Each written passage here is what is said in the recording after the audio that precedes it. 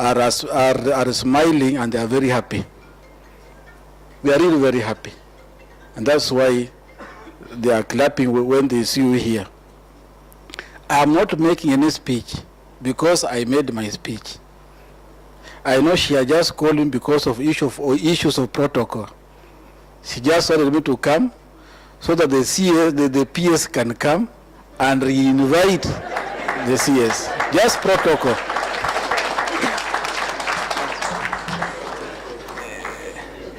We're delighted to have you here, and we're really excited, all of us, and inspired by your presence today and your leadership in TVET reforms in this country. And so I'd like to invite you here today to address.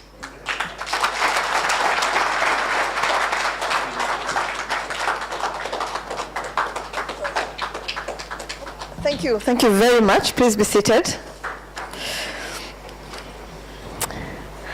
You know, I think I'm much more excited than you are to be here. I'm really happy to be here. And we've all, I think, been waiting for this moment. But we wanted it to come at a time when the reforms were actually taking off. And so the timing, Mrs. Mutungi, is actually right. It's the right time. So let me recognize Dr. Kevit Desai. I don't think you could have wished for a better Principal Secretary. He sleeps, eats, talks, thinks, only TVET. So, Dr. Desai, we really owe you a big debt of gratitude. Dr. Mesha Kopora, who has been in TVET for 24 years, is actually the real guru in the house of TVETs. The CEOs of state agencies that are present, the country directors of TVET present, and the chairperson of TVET. I actually don't know whether you know what a wonderful, what a focused chairperson you have. And what an amazing CEO you also have. I do not think that we would have been able to achieve what we have if we didn't have such wonderful people to work with who want to see this sector actually get to the highest levels possible. The Katti Governing Council, the principals, registrars, deans of TVET institutions, invited guests, ladies and gentlemen. As I said, I'm really happy to be here with you on this very special occasion of the 9th Katti National Annual General Meeting and Training of Institutional Managers. This occasion is very special, encouraging, bearing in mind that we are relying on the participants to midwife the TVET reform agenda. We agreed on the reforms now. You have to make sure that they're implemented, and that they're implemented correctly. Because if we actually use the resources that have been provided efficiently, if we use them effectively, if the change that we must have is visible, it will be so much easier for us to go back and say, we need more support for TVETs. And so I am actually totally relying on you to deliver these reforms for us. Before I say anything else, let me convey the best wishes of His Excellency the President and His Excellency the Deputy President, who know that you're meeting here, and they've been discussing this meeting. It's actually a bit regrettable that there was something that has kept the Deputy President away from opening your meeting. But he wishes you the best. His Excellency the President, His Excellency the Deputy President will be waiting for the outcome of this meeting very eagerly. And so, as soon as you conclude your meeting, we'll be expecting then your office bearers to come and talk to us about what the outcome of this meeting has been, and how well the training of institutional managers has actually gone. The TVET reforms will actually inform the foundation upon which, and I think you've heard this before, the big four, right, are actually constructed. That's how critical, how important you are to our national development agenda. And it doesn't matter which one, whether it's universal health care, food and nutrition, affordable housing, industrialization, and manufacturing. In all of them, you actually will play a critical role. And in the main, we'll be depending on you to make sure that these processes roll on seamlessly, and that we don't end up doing what we have done many times before, relying on other countries, on other regions of the world to supply the craftsmen and the technicians and the technologists to actually do our work.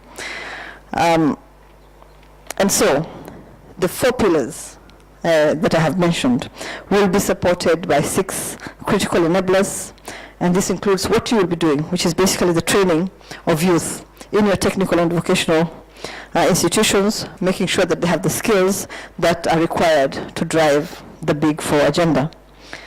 The second enabler is targeted infrastructure investments, and I've heard what has been said, and we'll be looking at that very, very closely. And then the competitive cost of power, I think those discussions have already begun. I know that we've had 2 discussions with the Minister for Energy, the CS Energy, and we'll be looking at how we can, in fact, I think more than anything else, it was inclusion that became my focus when I started thinking of TVETs. It was going to absorb the 500,000 that you've had spoken about, right?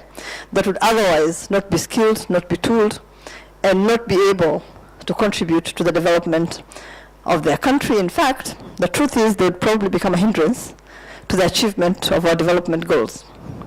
And so inclusion is key. We actually must make sure that all our young people can achieve their potential.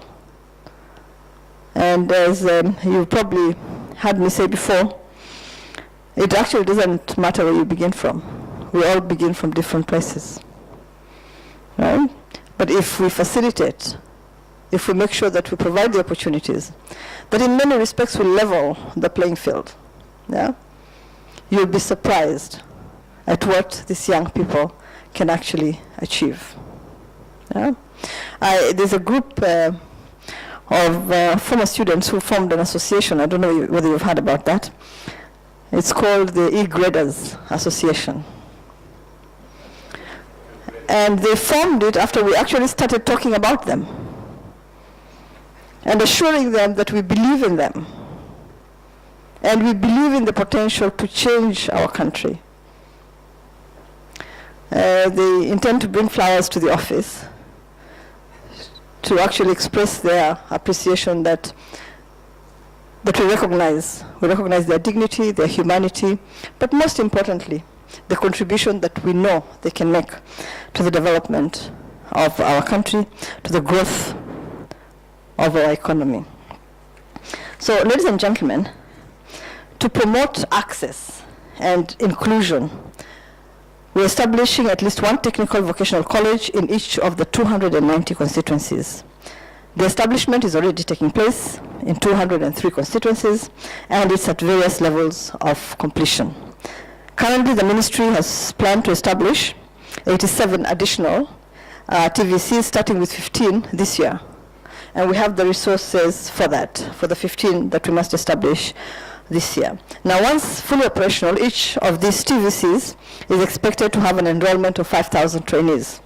In addition, the government plans to have at least 1 national polytechnic per county in the country, so we'll have 47 of those polytechnics. Each of these national polytechnics, once fully operational, is expected to have an enrollment, and I think you know that, of 10,000 trainees each. The import for this expansion is to have an enrollment of at least 1 million trainees yearly, drawn from those Kenyans who exit the education and training system at various levels, as well as those who do so from their formal employment and would like to achieve vocational skills in a new trade area. I want to thank all of you, the principals of mentoring the principals for mentoring these students and for the excellent work that you continue to do, despite the challenges, the hiccups that you face from time to time. I'd also like to inform you that we brought down the fee for TVETs, and that was a long negotiation, a very, very long one. I think we had 2 meetings, or 3, over that, only that. And we actually managed, thank you for your support, all of you. We managed to bring that down to 56,420. And then we went back as government and started thinking about what we could provide as capitation. You know, since they say, you know, you need 2 hands to clap.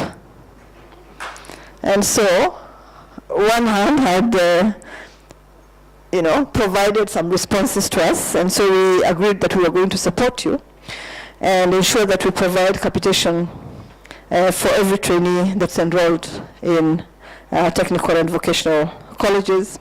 And we wanted this done through COOPS, because COOPS actually, the Kenya Universities and Colleges Central Placement Service, which has all the data, because they have the results of all students that sat for their O-levels, right?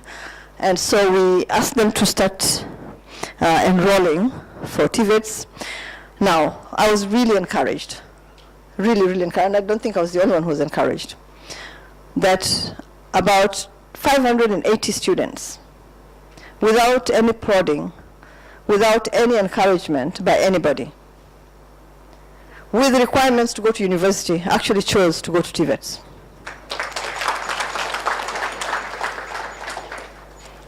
Now, as soon as I saw that, I knew that we were actually on the right track. If those that had requirements, had met the requirements to go to university, were choosing to go to TVETs, right? That recognition that you actually need these institutions to evolve, to grow, right, and to provide some of the solutions to the challenges that we face as a country. And so I chose to make them ambassadors of technical and vocational training. Because, you know, it wasn't easy for them to actually make that decision. You know the pressure that comes, right? Especially when you have the requirements to go to university. Everybody expects you to actually apply to go to university. And that they were able to stand up to that, be courageous and say, this is really what we think will be the answer to, you know, our dreams and our aspirations and our expectations going forward, right? Meant that we needed to support them as well. And so I agreed with Dr. Desai that would actually make those the champions, and hopefully they will come visiting some of your institutions as we move on.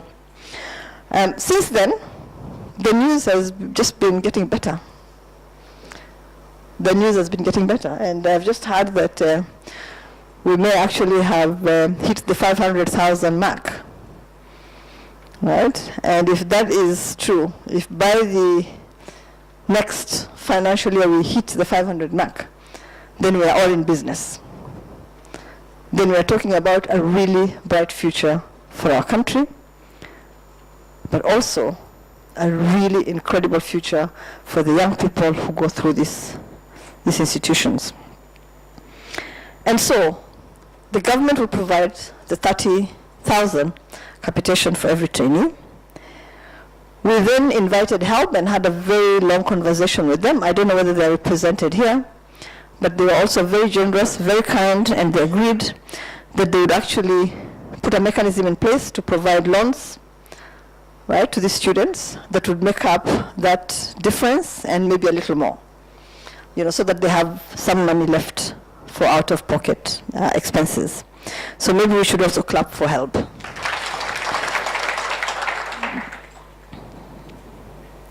And so now that we have dealt with that and put it aside, right, you have a job to do, because now you need to market yourselves. You need to really market yourselves very hard. And you need to communicate what each of these institutions, right, is going to be providing that's different from anyone else, so that they become attractive on their own.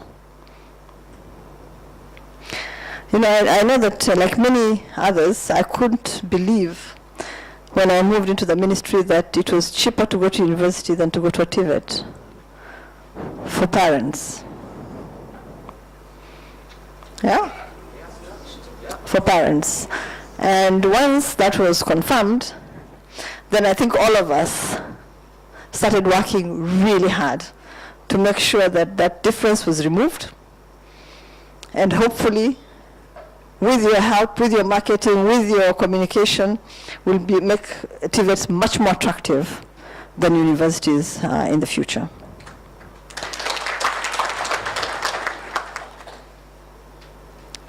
And I talked at Nairobi University yesterday, and I told them that the story has changed. The story has changed now. 600,000 sit for their O-levels, and only 60 to 70,000 get into universities. And yet they have space for much more than that, right? They have space for more than 100,000. But only 60 to 70,000. In fact, if we even do much better than we've done in the last 2 years, we'll still not be able to hit that 100,000 mark for universities. And so your catchment area, my friends, is humongous. It's really big. Right? So you have a big challenge to make sure that you're relevant, right? And that you're contemporary. And that the skills that you're providing will not be obsolete in a few years. You have a better catchment area.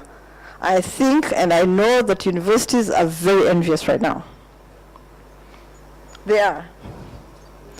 Yeah? Because not only are you becoming much more attractive, you know, but parents don't have to convince their children anymore to go to university because of, you know, the fact that the universities were more, you know, were less costly than TVETs. Now you have that sorted out completely. Yeah?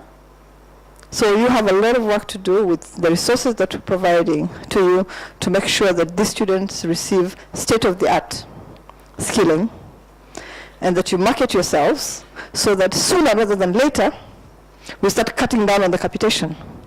Because please do not do what others have done. Don't believe that without capitation you'll die. I think capitation should give you that boost to prepare yourselves for life after capitation, which is something that I'm sorry to say that universities have never really prepared for. Yeah, they haven't. Hopefully, in 5 years, you'll demand a little less from government and prove that the investment was worthwhile. And as we go forward, even less, so that like institutions in other parts of the world, you only ask government for 15% of your budget. Now you can't do that now, because now you still need a lot of support.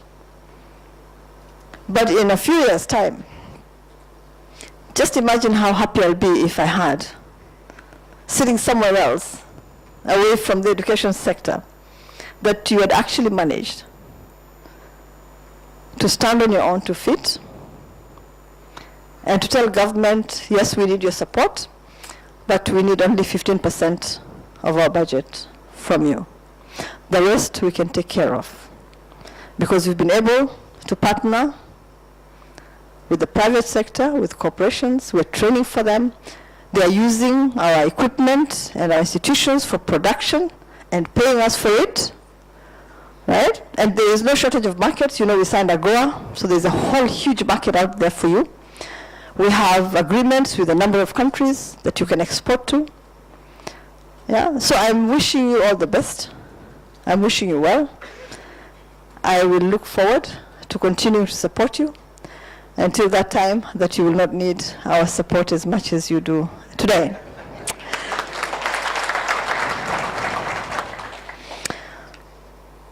And so, ladies and gentlemen, I'm really happy that this is not just an AGM, but a training workshop as well.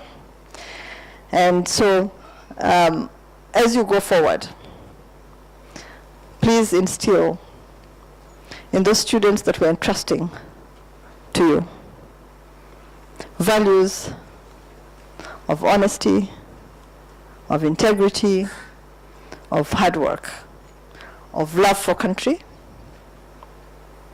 and support to our vulnerable groups, so that they don't come to you and leave after however long they stay with you, different periods, I guess, without having gained that from you. Because now you are the line of defense that we are looking at to ensure that this country believes in what it was founded to believe in. Its people believe in integrity, believe in hard work, and believe in undugu. If you do that for all of us, it's a message that I've been carrying to heads of primary schools, heads of secondary schools, because it's in the learning institutions that we instill values. Because most of the students will emulate you. More than anything else, teach them to love their country so that they can protect it, so that they can develop it, and so that they can continue to make our country attractive. Thank you very, very much for your attention. I have a written speech which will be circulated if you would wish to have it. I chose not to read it because I also know that you've been here for a long day, and that I need to actually let you start your process of learning as well. Yeah? So thank you very, very much. I'm happy to have come. I will continue coming to be with you because I truly believe that you will change our country. Thank you. Thank you so much. Thank you so much, our chief guest today. I want to invite the Vice Chair Katti to pass a vote of thanks. Mr. Barasa.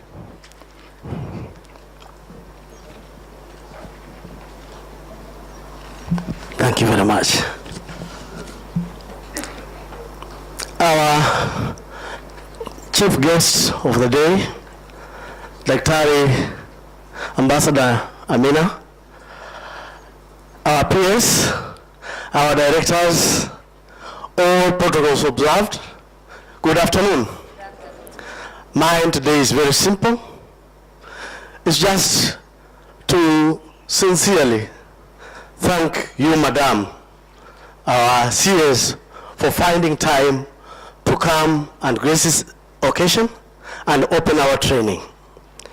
I want also to thank your team, the peers and our directors who are with us today, for finding the time and enlightening us on all the issues that have been disturbing us as principals, registrars, and deans of our institutions.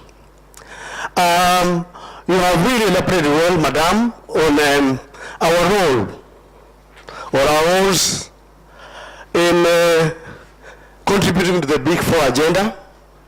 You have also talked to us and told us how we are going to transit, both in curriculum and in management of our teachers, and we are very happy to have you.